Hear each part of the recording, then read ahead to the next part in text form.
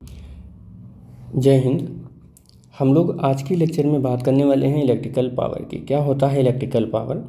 तो बेटे आपको बता दूं इलेक्ट्रिकल पावर क्या होता है। जैसे मैं कहूं कि वर्क डन तो हो रहा है, किसी इलेक्ट्रिकल सर्किट में वर्क डन तो हो रहा है। डब्लू मान लो डब्लू सारे वर्क हो रहे हैं। डब्लू वर्क हो रहा है किसी एक सर्किट से, डब्लू वर्क हो रहा है दूसरे सर्किट से, डब्लू वर्क हो रहा है दूसरे तीसरे सर्किट से। ऐसे अलग अलग सर्किट से डब्लू वर्क हो रहा है, लेकिन ये सेम वर्क तो हो रहा है, बट कोई 1 सेकंड में कर दे रहा है, कोई 10 सेकंड में कर दे रहा है, कोई 0.5 सेकंड में ही कर दे रहा है। तो हम देख रहे हैं कि सेम वर्क को करने के लिए टाइम अलग अलग ले रहे हैं। इसका मतलब कंक्लूजन ये निकल कर आ रहा है कि जो कम टाइम में सेम वर्क कर दे रहा होगा उसकी कुछ न कुछ ऐसी तो कैपेबिलिटी होगी जो बहुत स्ट्रांग होगी। तो जिसकी कैपेसिटी बहुत स्ट्रांग होगी वो कम टाइम में ज़्यादा वर्क कर लेगा, और जिसकी कैपेसिटी बहुत कम होगी वो ज़्यादा टाइम में कम ही वर्क कर पाएगा। हम समझ गए ना?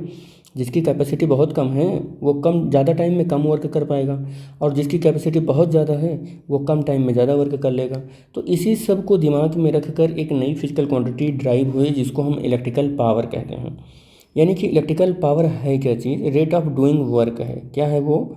रेट ऑफ डूइंग वर्क है। तो रेट ऑफ डूइंग वर्क को हम क्या बोलते हैं? इलेक्ट्रिकल पावर बोलते हैं। क्या बोलते हैं? इलेक्ट्रिकल पावर बोलते हैं। ठीक है बेटा, क्या बोलेंगे उसको? इलेक्ट्रिकल पावर बोलेंगे। और इलेक्ट्रिकल पावर को हम पी से रिप्रेजेंट करते हैं। और अगर इसकी डेफिनेशन लिखना चाहें तो हम ऐसे लिख सकते हैं कि rate at which the electrical energy is supplied by the source के थ्रू जो इलेक्ट्रिकल एनर्जी सप्लाई हो रही है उसका रेट ले लो। इलेक्ट्रिकल एनर्जी डब्लू और उसका रेट का मतलब टाइम। इसी को हम लोग क्या बोलते हैं? इसी को बोलते हैं पावर।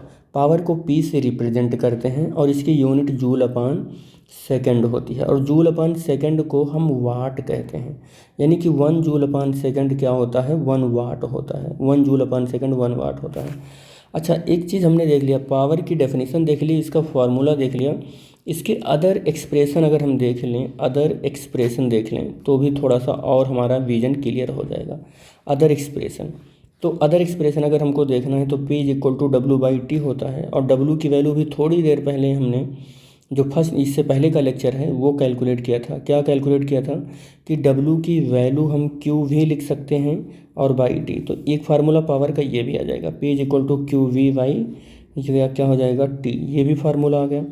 और एक चीज़ और बता दूं बेटे कि P is equal to Q/T/I होता है। क्या होता है? Q/T/I होता है। तो यहाँ से ये भी एक फार्मूला हो सकता है। दूसरा फार्मूला क्या हो सकता है पावर का? देखो पावर का कि P इज इक्वल टू हम W की वैल्यू VIT भी कैलकुलेट किए थे यहाँ से, और बाई T। तो यहाँ से देखो, यहाँ से भी P is equal to VI निकल कर आ गया, यहाँ से भी PI निकल कर आ गया। तो यहाँ से डायरेक्ट भी लिख सकते हो, ऐसे भी लिख सकते हो। Next formula P is equal to W/T से फिर चलेंगे, और W की वैल्यू I² RT रखेंगे, और T से T कैंसिल हो गया। P इज इक्वल टू क्या हो सकता है? IR हो सकता है, I² R हो सकता है। तो ये भी एक फार्मूला आ गया। अब देखो W इज इक्वल टू हम V²T/R भी लिख सकते हैं। तो पावर W/T, फिर से वैल्यू रख दो, W की जगह पर क्या रखोगे? V²T/R। तो V²T/R और इंटू T, तो T से T कैंसिल, तो P is equal to V²/R। तो ऐसे कई सारे फार्मूले आ गए। हम ये बताना चाह रहे हैं कि several formula of the power जो आया वो P इज इक्वल टू कौन कौन सा आया?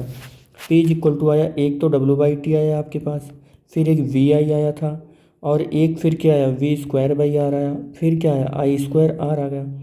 तो ऐसे बहुत सारे फार्मूले आपके पास आ गए। यानी कि पावर के फार्मूले आपके पास 1 2 3 4 हैं।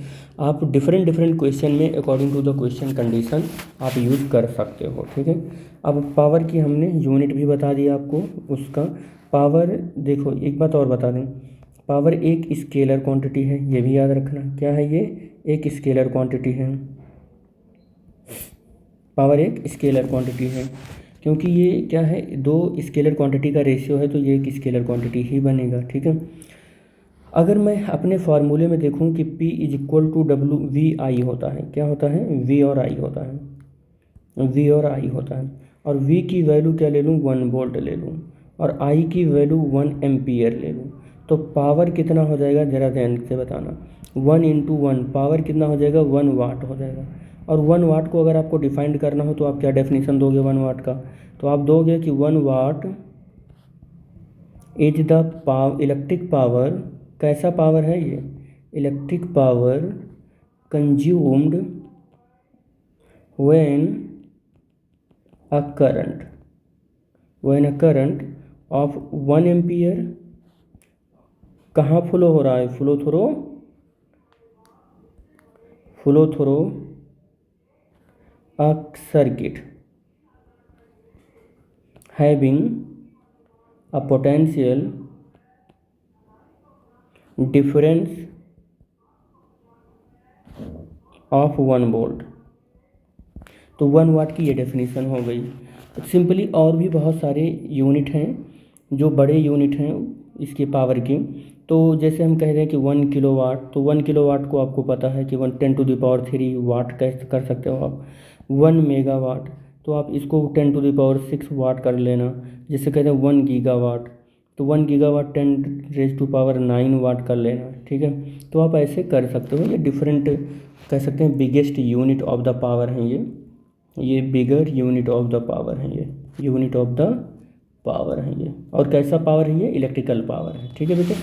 तो बस इस लेक्चर में इतना ही। नेक्स्ट लेक्चर में हम लोग बात करेंगे commercial unit of the electrical energy की। Thank you.